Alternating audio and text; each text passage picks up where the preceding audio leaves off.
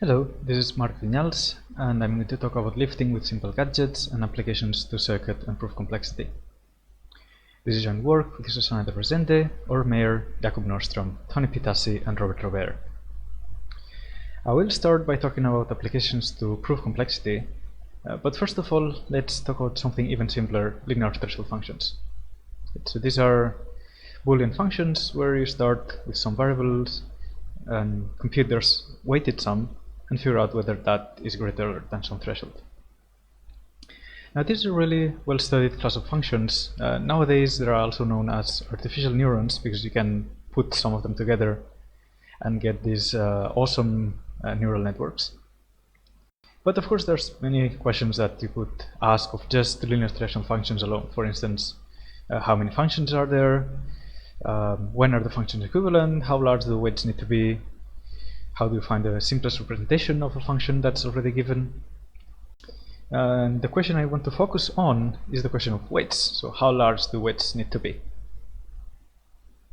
One reason, for instance, why you might want to care about this is that if you want to build an actual physical gate computing a threshold function, well, of course you could always compute the sum with the addition gate and so on, but you could also use a more simple majority gate just by repeating some of the variables. Of course that's something that will only fly if the weights are small enough, otherwise we'll have too many variables as inputs to the majority gate. So what can we say then about weights?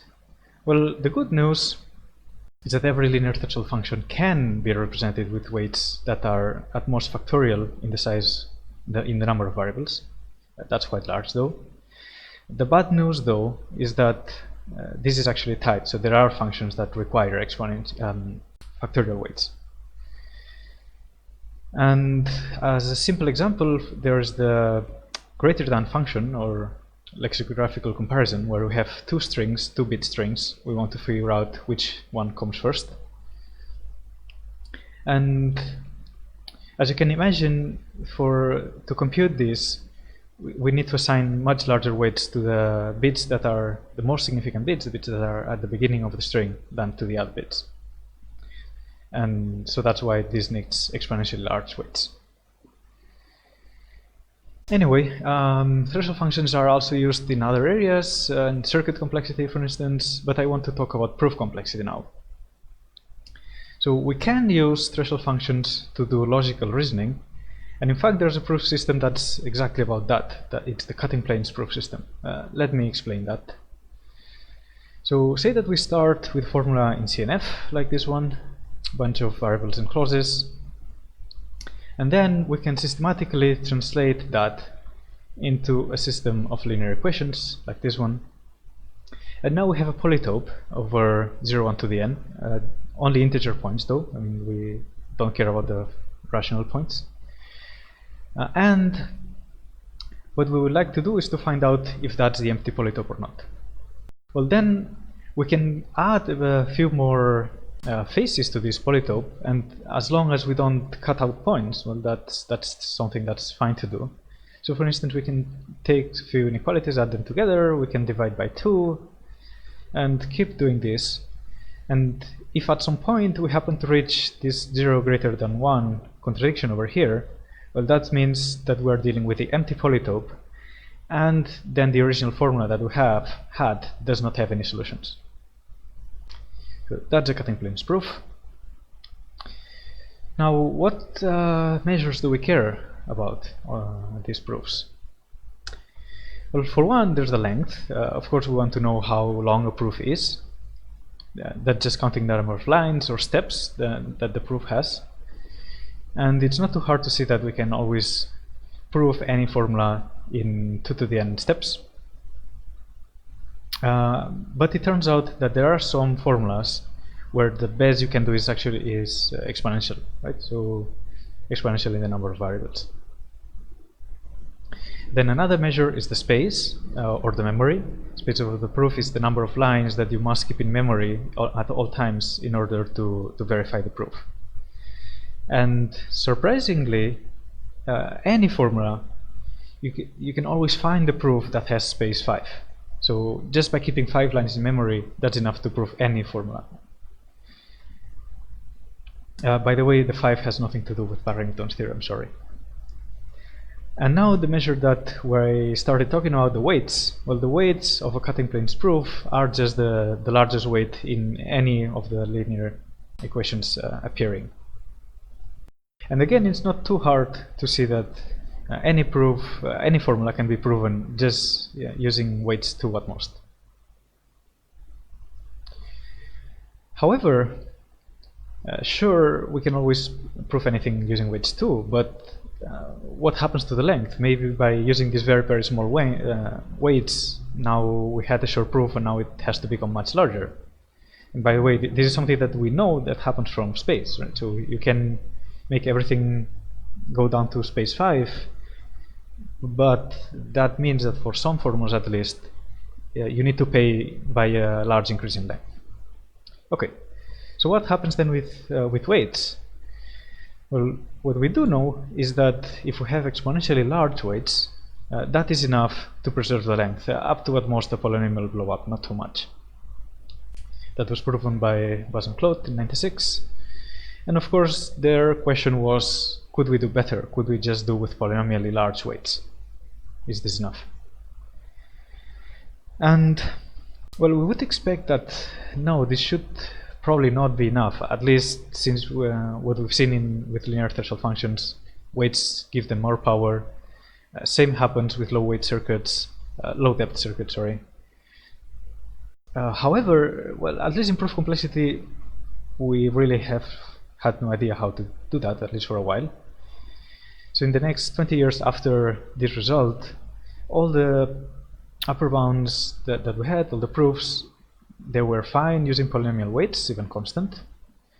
And at the same time, the lower bounds work perfectly well using exponential weights.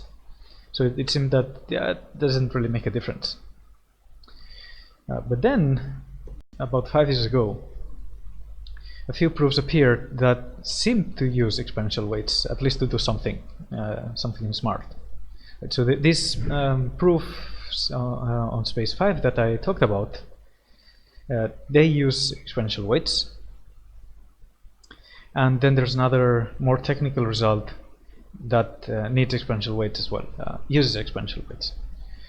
But of course, the question though is, yeah, that's great. These seem useful, but are they really needed? Could we perhaps still prove all of this using polynomial weights? Is that possible? And here's where our result comes in. So remember these 3 measures: length, space, weights. And now imagine that we have 2 proofs. One that uses small space, small length, but large weights. This one over here. And one that again uses small length, small weights, but now the space is very large. Can we then get a proof that combines the best of both worlds, but does not blow up the length too much? Okay, can we get this awesome proof? And what we show is that no, it's not possible to optimize these 3 measures at the same time. And so maybe a bit more formally, what we show is that there is a family of formulas that have short proofs, and you can choose either to have small space or small weights, but not both at the same time. So that the product of length, space, and weights must be large. So this red region over here is not allowed. No proofs can exist over here. Alright, so that being said, let's see how do we prove this. First of all, I want to talk about the upper bound. How do we use large weights? And this is not that different from these 2 proofs that I talked about before, the ones that used large weights, but we didn't know if they were needed. And imagine that we want to encode a few equalities, right? This one over here. Of course, the easiest way to do that is just split each equality into 2, and then we will get this over here. So 2 n inequalities, each comparing to 1-bit numbers. Pretty normal. But then remember that we know how to represent the greater than function using large coefficients in just one linear threshold function. So if we say that x is greater than y and y is greater than x, well, that would be saying that all of these equalities must be true. So we could just then encode this thing using only two inequalities of large weights, of course. And yeah, that's the idea. Of course, some more details are needed for the actual proof. But now let's move to the lower bound instead. So again, I'm going to give a high-level view, and the proof is going to be by contradiction. So let's start by assuming that we have an efficient cutting planes proof. Then we're going to translate that into an efficient communication protocol for some standard canonical search problem. Then from that, we're going to translate that into an efficient Nordstrvm certificate of a simpler problem. And so the important part is that this object, the Nordstrvm certificate, is much simpler than what a communication protocol is, so it's easier to analyze. In fact, we're going to go one step further and translate that into an efficient strategy for a combinatorial pebble game, which is an even simpler object, and then use known lower bounds for the pebble game. So you use the hardness of the pebble game and show that we reach a contradiction because no such efficient strategy exists. All right. And so the part about the lifting with simple gadgets, so that's step number 2, the one where we go from communication to Nordstrvm. And step 3 is also new, but I'm not going to talk about it. Anyway, before I talk about step number 2, I have to talk a bit about one detail of step number 1. So let's do that.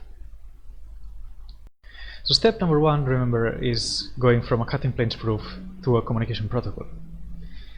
And without going into details, there's one step in that translation where we have a linear threshold function and we want to compute it with distributed variables. So by this I mean that we give half of the variables to one player, Alice, we give the other half to the other player, Bob, and now their task is to figure out whether this LTF is true or false. How can they do that? Well, the easiest way is just so Alice goes and looks at the LTF. Both players can see the coefficients, just not the variables. So she evaluates her part and sends that number to Bob. And now Bob has all the information he needs, so he can substitute all the numbers and find out that, yeah, this inequality is actually true. So she sends that to Alice, and both players now know the value.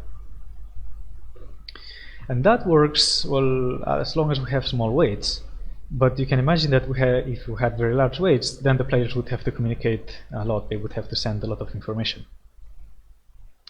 In fact, the problem is equivalent to solving the greater than problem, which is a well-known problem in communication complexity. And it's known to be hard for this kind of deterministic communication that we were talking about. So if we wanted to solve this, then we would have to use some stronger model of communication, such as randomized or communication with a greater than oracle. And then this gives us an idea of what we want to prove about communication. So we want to say that if we have a proof of small weights, then that's something that we can do with deterministic communication, and we want to find a contradiction here. So we want to say that whatever you're doing with deterministic communication is hard. But at the same time, we don't want our problem to be too hard, because we want the problem to be easy when you have large weights. And that's something that could be simulated with a randomized or greater than protocol. All right. So that's enough about step 1. Now we have everything we needed to talk about step 2, the lifting part. And so lifting is a quite general technique for proving communication lower bounds from lower bounds in simpler models. And the idea is that we take some function f and replace each variable with some gadget. And now, so let's talk about decision trees for a moment. So imagine that we have a decision tree that can compute this outer function f. Then it's very easy to see that we can use that decision tree to build a communication protocol, because every time that we query a variable here, we can just query the gadget, right? And that still works. The fun part and the interesting part really is that the opposite also holds. So there are some gadgets where you can start with a communication protocol, and from that you can build a much simpler object, which is a decision tree.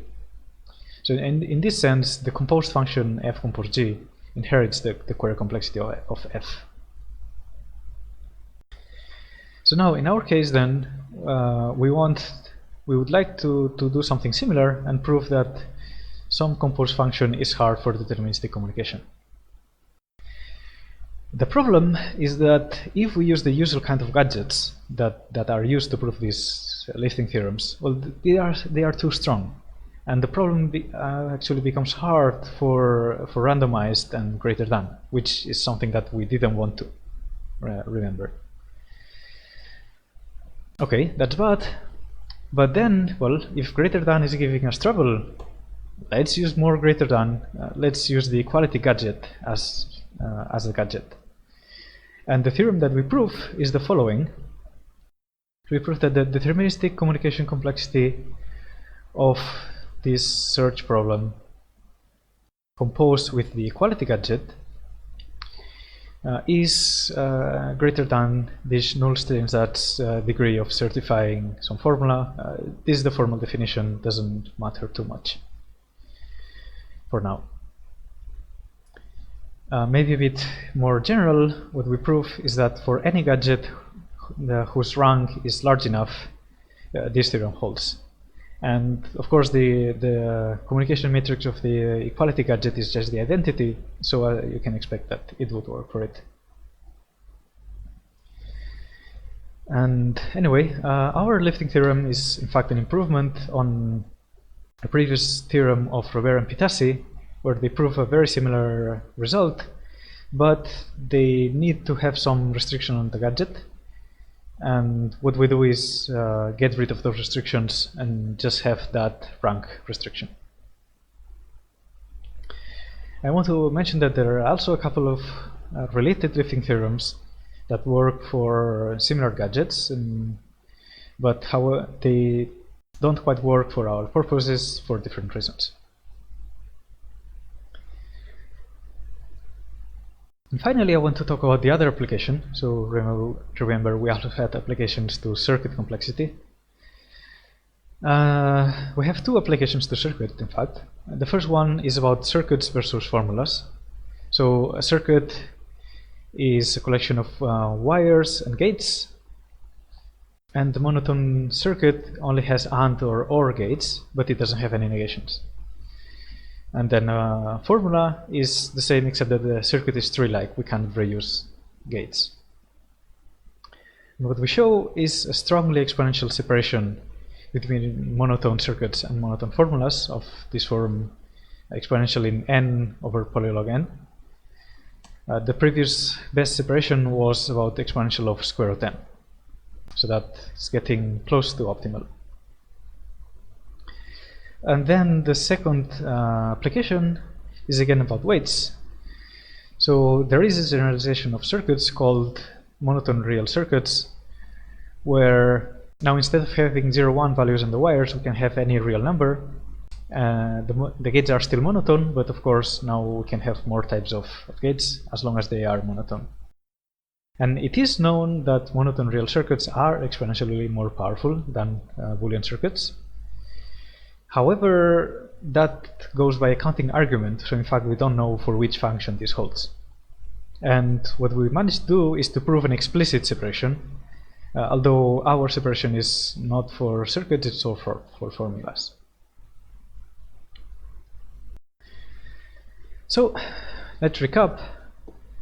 we've seen this new lifting theorem that works with simpler gadgets, and I talk about our application to proof complexity, which was showing that large weights are needed in proof complexity, and we also saw this is two separations in circuit complexity. So where do we go from here? Well, a very conspicuous problem is in proof complexity. So remember that what Buzz and Claude asked for is that are weights important for the length of the proof, but they didn't say anything about space. So this still remains open. Are large weights useful even when we don't have any space limits in our proof? And that's all. Thanks for listening.